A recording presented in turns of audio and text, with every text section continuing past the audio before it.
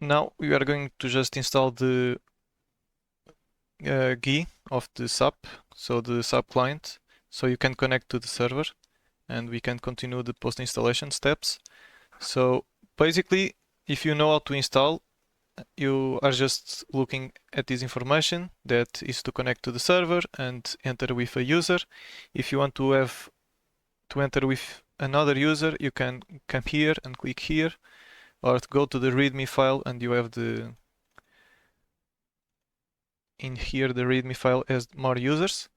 So what I like to do to transfer, as you can see in this folder here, is the client files. So what I like to do is just open a quick web server connection.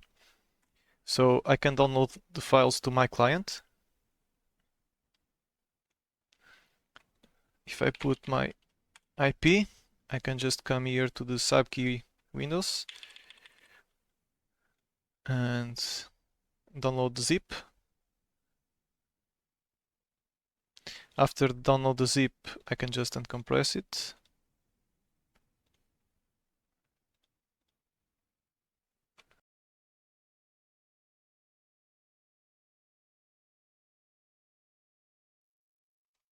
Okay.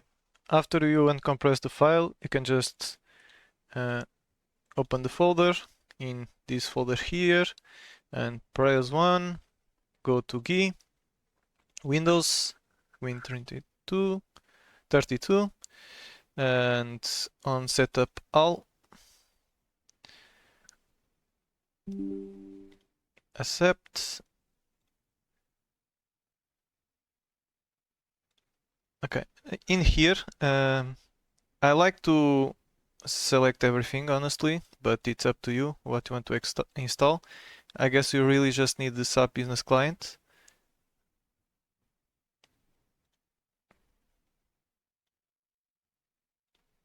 And next, just wait for it to install.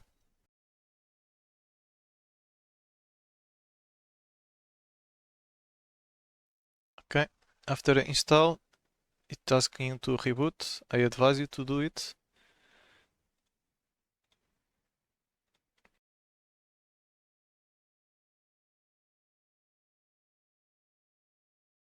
Okay, after reboot, everything should be okay, and you can open the SAP logon or business client.